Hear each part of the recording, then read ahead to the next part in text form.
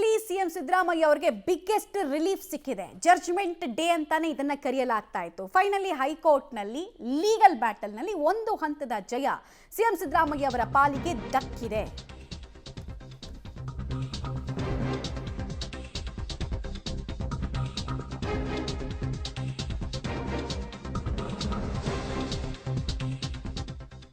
ಮೊದಲ ಹಂತದ ಕಾನೂನು ಹೋರಾಟದಲ್ಲಿ ಸಿಎಂ ಸಿದ್ದರಾಮಯ್ಯ ಅವರಿಗೆ ಪಾರು ಆಗಿದ್ದಾರೆ, ಅಂದ್ರೆ ಜಯ ಸಿಕ್ಕಿದೆ ಅವರಿಗೆ. ಶುಕ್ರವಾರದ ಸಂಕಷ್ಟದಿಂದ ಸಿಎಂ ಸಿದ್ದರಾಮಯ್ಯ ಅವರು ಪಾರಾಗಿದ್ದಾರೆ. ಹೈಕೋರ್ಟ್ ಆದೇಶವೇ ಮುಂದಿನ ಕಾನೂನು ಹೋರಾಟಕ್ಕೆ ಮೆಟ್ಲಾಗುತ್ತಾ ಅನ್ನುವಂತಹ ಕುತೂಹಲ ಇದೆ.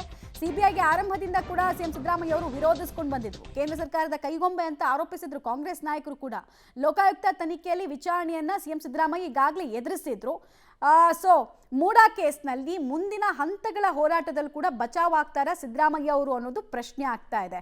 ಲೀಗಲ್ ಸೆಟ್ ಬ್ಯಾಕು ಯಾವ ಜಡ್ಜಿನ ಪೀಠದಲ್ಲಿ ಅವ್ರಿಗೆ ಉಂಟಾಗಿತ್ತೋ ಅದೇ ಜಡ್ಜ್ನ ಪೀಠದಲ್ಲಿ ಈಗ ಅವರಿಗೆ ಮುನ್ನಡೆ ಸಿಕ್ಕಿದೆ.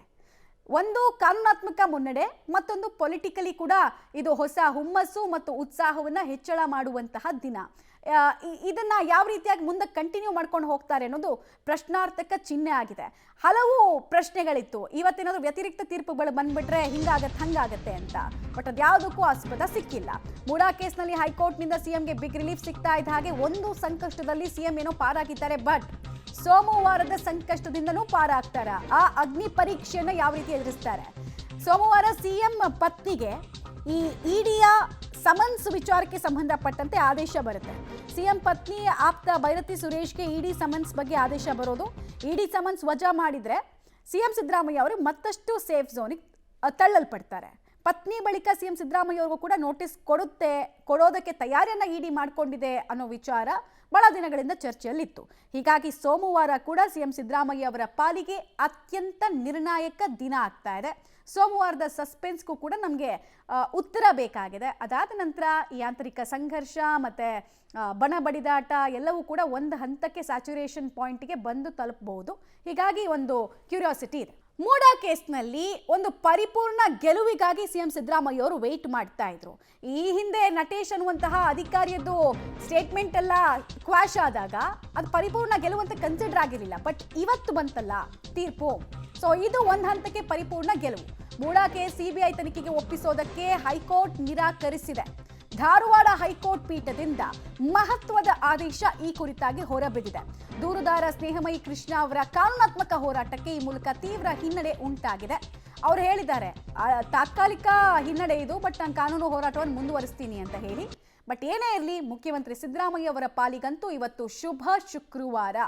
ಇವತ್ತು ಗುಡ್ ಫ್ರೈಡೆ. ಸಿಎಂ ಸಿದ್ದರಾಮಯ್ಯ ಅವರ ಪಾಲಿಗೆ ಅಕ್ಷರಶಃ ಮೂಡಾ ಕೇಸ್ನಲ್ಲಿ ಏನಾಗುತ್ತೆ, ತನಿಖಾ ತೂಗುಗತಿ ನೇತಾಡ್ತಾ ಇತ್ತು ಸಿಬಿಐದು. ಮೂಡಾ ಕೇಸ್ನಲ್ಲಿ ಸಿಎಂ ಸಿದ್ದರಾಮಯ್ಯ ಅವರಿಗೆ ಬಿಗ್ ರಿಲೀಫ್ ಅನ್ನ ಕೋರ್ಟ್ ಹಲವು ಅಂಶಗಳನ್ನ ಆಧಾರವಾಗಿ ಇಟ್ಕೊಂಡು ಕೊಟ್ಟಿರೋದು. ಹಲವು ವಿಚಾರಗಳನ್ನು ಇಲ್ಲಿ ಕನ್ಸಿಡರ್ ಮಾಡಲಾಗಿದೆ. ಸಿಬಿಐ ಕುಣಿಕೆಯಿಂದ ಈ ಎಲ್ಲ ಅಂಶಗಳು ಪೂರಕವಾದ ಕಾರಣಕ್ಕೆ ಸಿದ್ದರಾಮಯ್ಯ ಅವರು ಈ ಕ್ಷಣಕ್ಕೆ ಪಾರಾಗ್ತಾ ಇದ್ದಾರೆ. ಒಂದು ವೇಳೆ ಸಿಬಿಐ ತನಿಖೆ ಬಂದಿದ್ದರೆ ಅದರ ತಲೆನೋವು ವಿಪರೀತವಾಗಿರ್ತಾ ಇತ್ತು. ಮೂಡಾ ಸಿಬಿಐ ತನಿಖೆಗೆ ಹೈಕೋರ್ಟ್ ಒಪ್ಪಿಲ್ಲ. ಅದಕ್ಕೊಂದಷ್ಟು ಪ್ರಾಥಮಿಕವಾಗಿ ಅಬ್ಸರ್ವೇಷನ್ಸ್ ಅನ್ನ ಕೋರ್ಟ್ ಮಾಡಿದೆ. ಇನ್ನು ಡೀಟೇಲ್ಡ್ ಆರ್ಡರ್ ಕಾಪಿ ಸಿಕ್ಕಿಲ್ಲ, ಬಟ್ ಪ್ರಾಥಮಿಕ ಅಬ್ಸರ್ವೇಷನ್ ನಲ್ಲಿ ಲೋಕಾಯುಕ್ತ ತನಿಖೆ ಬಗ್ಗೆ ಸ್ಯಾಟಿಸ್ಫ್ಯಾಕ್ಟರಿಯನ್ನ ವ್ಯಕ್ತಪಡಿಸಿದಂಗೆ ಕಾಣಿಸ್ತಾ ಇದೆ. ಸಿಬಿಐ ತನಿಖೆಗೆ ಕೋರಿದ್ದಂತಹ ಅರ್ಜಿಯನ್ನ ಈ ಮೂಲಕ ವಜಾಗೊಳಿಸಲಾಗಿದೆ. ಲೋಕಾಯುಕ್ತ ತನಿಖೆ ಶುರುವಾದ ಕೆಲವೇ ಗಂಟೆಗಳಲ್ಲಿ ಈ ಅರ್ಜಿ ಹೋಗಿತ್ತು. ಸ್ನೇಹಮಯಿ ಕೃಷ್ಣ ಅವರಿಗೆ ಹೈಕೋರ್ಟ್ನಲ್ಲಿ ಹಿನ್ನಡೆ ಉಂಟಾಗಿದೆ.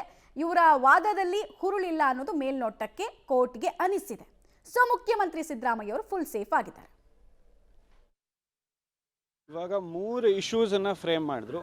ಒಂದು about the institutional autonomy of the Lokayukta. Lokayukta independent ಆಗಿ ತನಿಖೆ ಮಾಡೋಕ್ಕಾಗತ್ತಾ ಇಲ್ವಾ.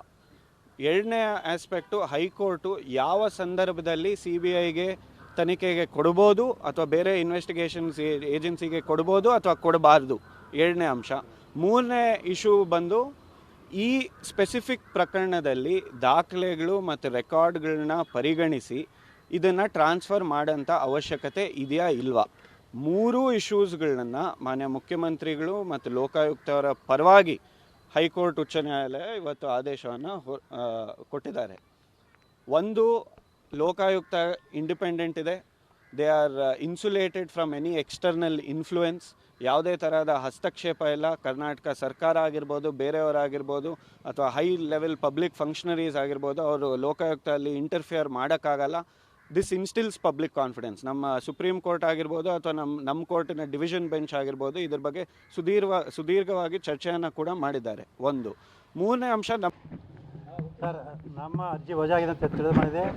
ಸೊ ನಮ್ಮ ಹೋರಾಟದಲ್ಲಿ ಒಂದು ಹಿನ್ನಡೆ ಆಗಿದೆ ಅಂತ ಹೇಳ್ಬೋದು. ಆದರೆ ಇದರಿಂದ ವಿಚಲಿತನಾಗುವಂಥ ಅಥವಾ ಹೋರಾಟದ ಹಿಂದೆ ಸರಿಯುವಂಥ ಯಾವುದೇ ಪ್ರಶ್ನೆ ಇಲ್ಲ.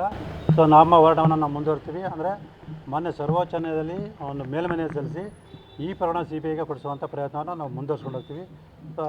ಇದು ಏನು ಮಾನ್ಯ ನ್ಯಾಯಾಲಯ ಇವತ್ತು ತೀರ್ಪು ನೀಡಿದೆ, ಆ ತೀರ್ಪಿನಲ್ಲಿ ಯಾವ ಅಂಶಗಳನ್ನು ಪರಿಗಣಿಸಿ ನಮ್ಮ ಅರ್ಜಿಯನ್ನು ತಿರಸ್ಕಾರ ಮಾಡಿದೆ ಅನ್ನೋದನ್ನು ಪರಿಗಣಿಸಿ ಆ ಅಂಶಗಳಿಗೆ ನಾವು ಏನು ಉತ್ತರವನ್ನು ಕೊಡ್ಬೋದು ಮತ್ತು ಅದಕ್ಕೆ ಪೂರಕವಾಗಿ ಏನು ದಾಖಲೆಯನ್ನು ಕೊಡ್ಬೋದು ಅನ್ನೋದ್ರ ಬಗ್ಗೆ ನಮ್ಮ ವಕೀಲರ ಜೊತೆ ಚರ್ಚೆ ಮಾಡಿ ಕೂಡಲೇ ಈ ಪ್ರಕರಣವನ್ನು CBI ಕೊಡಿ ಅಂತೇಳಿ ಮತ್ತು ಈ ಒಂದು ತೀರ್ಪನ್ನು ಪ್ರಶ್ನಿಸಿ ನಾವು ಮಾನ್ಯ ಸರ್ವೋಚ್ಚ ನ್ಯಾಯಾಲಯಕ್ಕೆ ಅರ್ಜಿಯನ್ನು ಸಲ್ಲಿಸ್ತೀವಿ. ಯಾವ ವಿಚಾರದಲ್ಲಿ ತಾವು ಸೋತ್ರಿ ಅಂತ, ಯಾಕಂತಂದ್ರೆ ಏನನ್ನ ಮನವರಿಕೆ ಮಾಡ್ಕೊಳ್ಳೋದ್ರಲ್ಲಿ ಇದ್ದೇ ಬಿದ್ರಿ ಅಂತ? ಸರ್, ನಾವು ಮನವರಿಕೆ ಮಾಡಿಕೊಡಿದ್ವಿ. ಈ ಏನು ಲೋಕಾಯುಕ್ತರು ಆರೋಪಗಳ ಜೊತೆ ಶಾಮೀಲಾಗಿ ತನಿಖೆಯನ್ನು ನಿಷ್ಪಕ್ಷಪಾತ ತನಿಖೆ ನಡೆಸಿಲ್ಲ ಅಂತೇಳಿ. ಆದರೆ ಮಾನ್ಯ ನ್ಯಾಯಾಲಯ ಯಾವ ಒಂದು ಅಂಶವನ್ನು ಪರಿಗಣಿಸಿದೆ ಅನ್ನೋದು ಆ ತೀರ್ಪು ನೋಡಿದ ನಂತರ ನಮ್ಗೆ ಗೊತ್ತಾಗುತ್ತೆ. ಅದಾದ ನಂತರ ನಾವು ಈ ಪ್ರಕರಣ CBIಗೆ ಕೊಡಿಸುವಂಥ ಪ್ರಯತ್ನ ಖಂಡಿತವೂ ನಾವು ಮಾಡೇ ಮಾಡ್ತೀವಿ.